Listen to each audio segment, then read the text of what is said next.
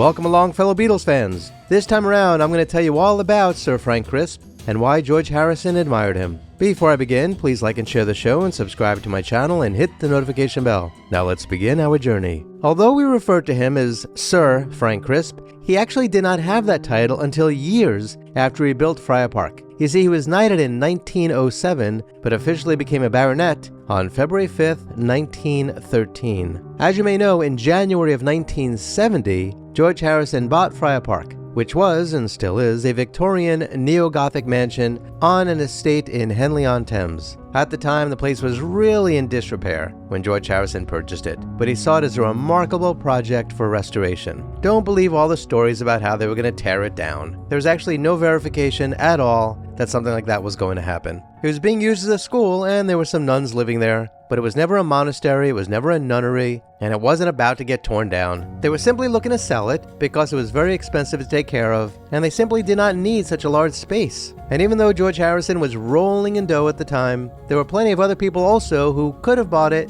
and probably would have if George Harrison did not step in at the time that he did. But in any event, Patty found it, and George loved it, and he was inspired by the many inscriptions and homilies left by Sir Frank around the mansion and throughout the gardens. Notably, George wrote Ballad of Sir Frankie Crisp, Let It Roll, as a tribute to Sir Frank and the estate's whimsical nature. This song appeared on his landmark solo album, All Things Must Pass. Other songs like Ding Dong Ding Dong and The Answers at the End also incorporate phrases or sentiments from Sir Frank's writings found etched into walls on the property, which showcase George's deep connection to the place's history and its previous owner. You see, George shared Sir Frank's passion for gardening, and he hired a dedicated team to spend their time restoring the elaborate gardens at Friar Park. Don't believe the stories that George Harrison restored the gardens by himself. None of that's true either. Give me a break. He had some seriously professional gardeners there who whipped the place back into shape and maintained it over the course of time. Listen, I know that you're a fan of George Harrison, I am too, but you also don't have to believe every silly story that you hear about him. After all, you don't really think he got up in the morning and rebuilt acres and acres and acres of gardens all by himself, do you? Nah, come on. You know much better. But either way, he did play a role in reviving many of the gardens, including the Alpine Garden, which featured a mini Matterhorn, and other themed gardens like the Japanese Garden. George's love for gardening was not just a hobby, but a significant part of his life, which paralleled Sir Frank's interests. George was also fascinated by the idea of living in a place with such a rich history and personal character, which aligned with his own spiritual and philosophical explorations. The privacy and seclusion of Friar Park allowed George to escape the pressures of fame while still engaging in creative and introspective pursuits. The estate became a symbol of his post-Beatles life, where he could explore his interests in music, spirituality, and nature. Now let's talk about the man who created the estate.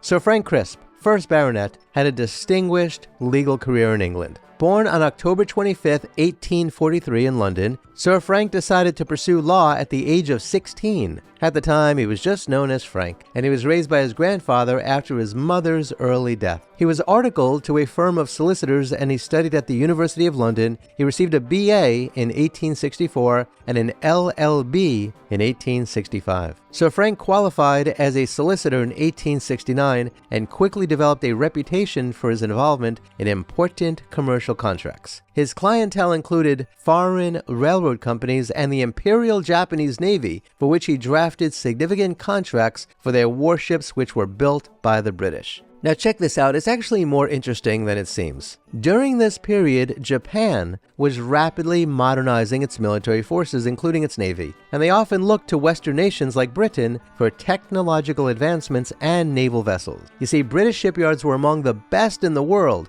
at the time, making them a natural choice for Japan's naval expansion. This role highlighted Sir Frank's international legal expertise during a time when Britain was a significant player in global naval architecture and law. Sir Frank Crisp was also involved in drafting the contract for the cutting of the Cullinan diamond, which was renowned as the largest gem-quality rough diamond ever discovered. The diamond was presented to King Edward VII as a gift on his 66th birthday by the Transvaal government. An original manuscript copy of this agreement, dated January 29, 1908, is known to exist, indicating a formal legal agreement. The contract detailed the responsibilities of Joseph Asher and Company, including the method of cutting, the timeline, and the security measures to protect the diamond during the process. There also would have been clauses regarding liability in case of damage or loss of the diamond. There were stipulations on how they would be compensated, possibly including part of the diamonds cut from the cullinan as payment or a fee structure. The agreement specified which parties would retain rights to the resulting diamonds. Notably, the two largest stones, cullinan 1 and 2, were given to King Edward VII, while other stones were part of the fee for the services or maybe have been distributed among other parties like Queen Mary and the South African government.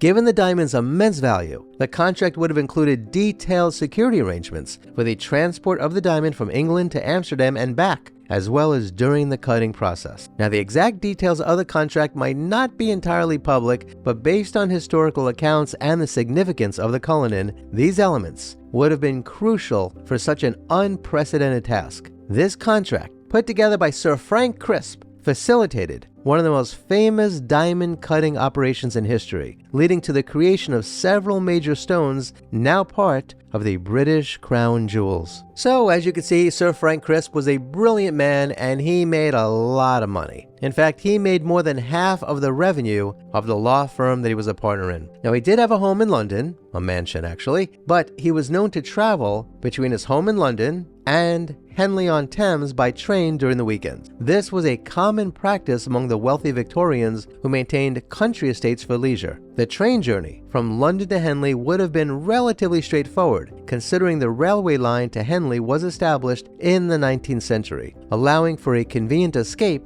to the countryside. Incidentally, Sir Frank had a home in Henley-on-Thames before he purchased Friar Park.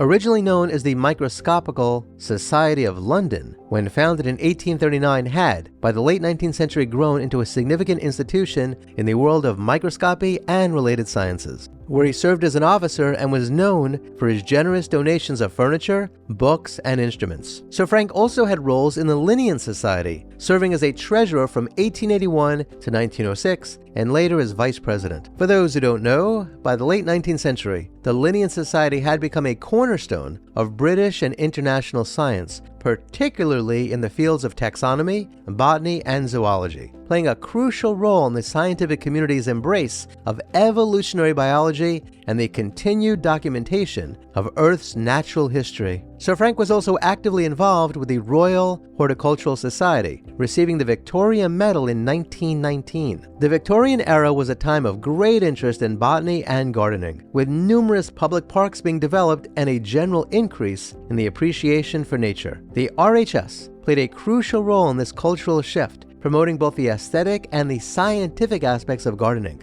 By the mid-19th century, the Royal Horticultural Society had established itself as a key player in British horticulture, fostering innovation, public engagement, and contributing to the scientific community. Its influence extended beyond Britain, impacting horticultural practices worldwide through its publications and the dissemination of new plant species. Listen, I know a lot of this is boring to you. You just want to hear about George Harrison, but check it out. Sir Frank Crisp was a brilliant man and he built an incredible estate and fantastic gardens. And in order to get an understanding of what George Harrison acquired and what he was surrounded with and what he admired, it's kind of a good idea to understand the brilliance, the genius, the incredible talent and gifts of Sir Frank Crisp. I mean, this guy's life was fantastic. In so many ways, he was a hero who had such an incredible impact on the lives of so many people. Among them, Sir Frank married Catherine Howes in 1867, and they had 6 children. Catherine Crisp herself was amazing. She was one of the first women elected as a fellow of the Linnean Society in 1904. That's impressive stuff. Now let's talk about Friar Park.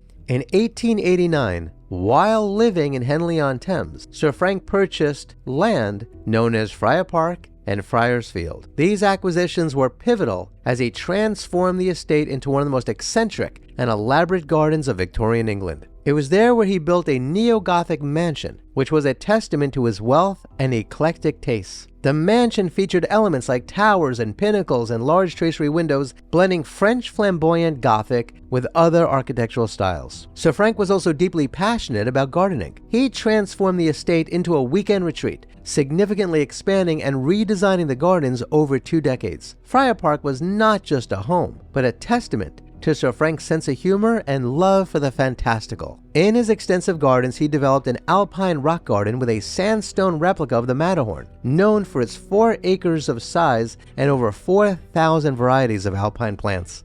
Caves and grottos and underground passages, often decorated with humorous statues and inscriptions, also became world famous. A variety of theme gardens showcasing his love for horticulture and his sense of humor, which included topiary gardens and lots of gnomes. And this was not just a personal retreat for him and his family and friends. Sir Frank opened his gardens to the public once a week during spring and summer, reflecting his desire to share his horticultural achievements. He even authored a lengthy guidebook for visitors, showcasing his witty and humorous approach to gardening, and to show people just exactly what they'd be looking at while they walked around the gardens at Friar Park. Sir Frank's legal acumen was recognized when he was knighted on December 16, 1907. Later, in 1913, he was created a baronet for his services as a legal advisor to the Liberal Party. Sadly, Sir Frank Crisp passed away in 1919, and Friar Park passed through various owners until it was bought by George Harrison and Patty Boyd in January of 1970. For over 100 years, the gardens and the house of Friar Park have been celebrated in books and articles and documentaries and music, often highlighting Sir Frank's quirky personality and his contributions to garden design. In fact, if you want to know more about Friar Park, you can watch my award-winning documentary, Friar Park, Sir Frank Crisp's Museum of Gardens. Check out the link in the description below. Today, Sir Frank is remembered as both a legal figure and a horticultural enthusiast, with his legacy intertwined with the unique architectural and garden designs of Friar Park. His approach to gardening was seen as both pioneering and kind of eccentric, setting a precedent for private gardens as public art forms. In summary, Sir Frank was not just a legal professional, but a visionary gardener whose influence extended well beyond his lifetime, particularly through the legacy of Friar Park. So, what do you think about the legend of Sir Frank and the incredible estate known as Friar Park? If you were rolling in dough, would you live in a place like that? You know I would. Please share your thoughts in the comments below. Kindly remember to like, share, and subscribe, and hit the notification bell because there will be more videos like this one, and I hope you check those out too. Please check out the links below to learn how to support my research and productions. This channel is sponsored by CampfireShop.com, where you could order exclusive candles, herbal supplements, teas, and more. Kindly be kind to all of our fellow Earthlings, and please do not harm them, and please don't eat them. And please do yourself a favor and go to a local shelter and adopt a cat or a dog or both. You and they will be very glad that you did. Until next time, I wish you safe travels on all your journeys.